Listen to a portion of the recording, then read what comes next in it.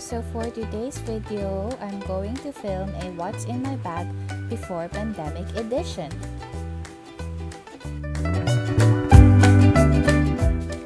So this is an Armani bag from Italy, and this bag was given to me last Christmas as a gift from my tita.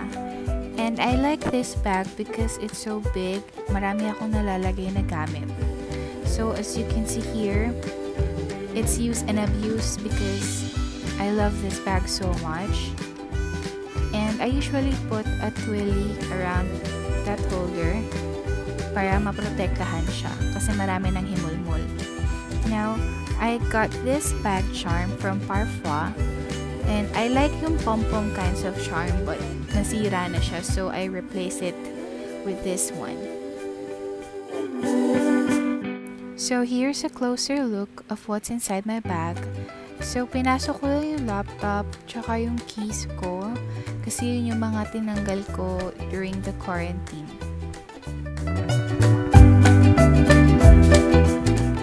So the first thing that I'll show you is my laptop bag, and this is 850 pesos from Marikina.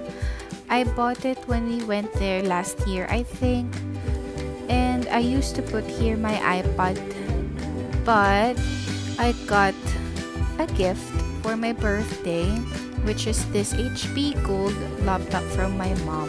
So yun na yung nilalagay ko sa kanya ngayon. Next thing you'll see is my 2019 Starbucks planner, and yes, I still use it because I really love this planner, and ang dami ko nalalagay sa loob. Like here, as you can see, I have Shaky Super card, and this ball pen was given to me by Ate Dayan. Thank you very much. And I still keep this 2018 Starbucks pen kasi para siyang friction. I like it. And here, meron lang akong some immigration forms na hindi ko napirmahan. And yung prescription lang na medicine ko. Para pag nakalimutan ko, I can buy again. So here's my pouch. And this pouch is a freebie. And I love using this kasi it's rose gold, and I love the color rose gold. Now, here's what's inside this pouch. As you can see, I have this pink Johnson's baby powder. I use this kasi it's refreshing. And I also have here my passport, and this passport holder, I got this sa Bancheto sa Eton Centris, and I think it's 180 pesos or 280 pesos, and the charms, it's 50 pesos each. I like this kasi customized, ando dun yung name ko. I also have here my BDO passbook just in case I need to withdraw over the counter. I also have my card holder, and this holder is from Santa Barbara Polo. I only keep my rewards cards here, my Beep card, my EasyLink from the other countries, and yun, yung mga tita stuff na nandito lang. And then, I also have my license just in case I need to drive. And I also have here my coffee bean vouchers, mga discount coupons ata to na hindi ko nagamit kasi nga biglang nagka-virus, so kinikip ko lang siya dyan. I also have an extra pen just in case I lose yung mga nasa planner ko. And I also have here my key fob, so di ko na siya natanggal dyan kasi ginagamit ko siya before pandemic. And I also have here some toothpicks para sa mga unexpected na tartars. Next thing you'll see is my sunglasses pouch, which is from Sunny's. I like using this pouch kasi it's not bulky and okay siyang pang-hold ng mga sunglasses. Now, this sunglasses is from Laura Biagiotti. It's an Italian brand. And it was a gift again last Christmas. or last Christmas pa ata. Now, this is my favorite sunglasses kasi it's big. Okay siya sa circle face ko. Now, I also have here my cords na nasa ziplock para hindi mawala. I also have here my earphones and my earphone holder that I got a long time ago. So here, I have a flashlight na hindi gumagana but I will replace this soon. I also have a whistle just in case, a spare key, and I always bring my pepper spray with me.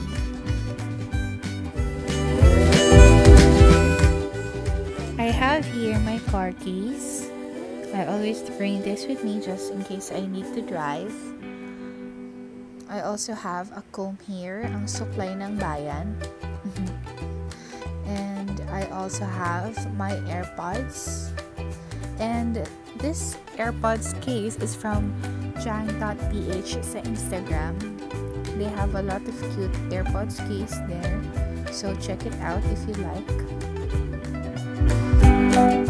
I also have a pocket Wi-Fi from Smart just in case I run out of data. I also keep with me my power bank para pag nalobat ako, of course. And it's 5,000 mAh. I got this last Christmas then. I have another card holder, and this holder is from Parfois. It's a pink card holder, and I keep my cards here, yung lagi kong ginagamit. Kasi I'm a card person, I don't usually bring cash with me. And here's the new Starbucks card. And I also keep an emergency money sa gitna, just in case na walang ma-withdrawhan or what. Now let's move dun sa may zipper part ng bag ko. I have here a tissue and a wet wipes. I got both of these from Watson's. And I also have napkins, one for my friend and one for me. And I also have a receipt here. So that's what I keep dun sa zipper. I also have there yung aking gamot for my allergies. Kasi I have bad allergies. The next thing you'll see is my main wallet, which is from the brand Louis Vuitton. So this wallet was given to me last year as a birthday gift from my mom. I keep here lang yung mga cards na hindi ko gaano ginagamit, yung currencies na kinokollect ko from every country sa mga puntahan ko. I also have some IDs, some important receipts, and yes, yung mga important na bagay kinikip ko in here. Now, let's move dun sa two small pockets ng bag ko. Here, I keep my perfumes.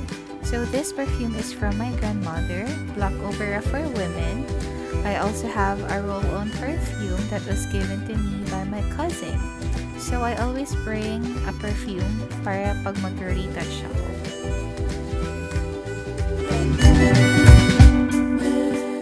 Here, I have my Super Stay Matte Ink from Maybelline. It's in the shade Voyager. I got it for $399 ata or $299. I also have here my Glossier for my cheeks in the shade Beam. I got this naman sa IG shop for 1,500 pesos. And I also have here my alcohol. I always bring this even before ng pandemic kasi tinrain kami na laging mag-alcohol. And next thing you'll see is an oil control, and I think I got this from Liniso for 150 pesos only. Here's my Starbucks chewing gum. I got this for 99 pesos if I can remember correctly, and I like bringing this with me kasi hindi rin siya bulky sa bag.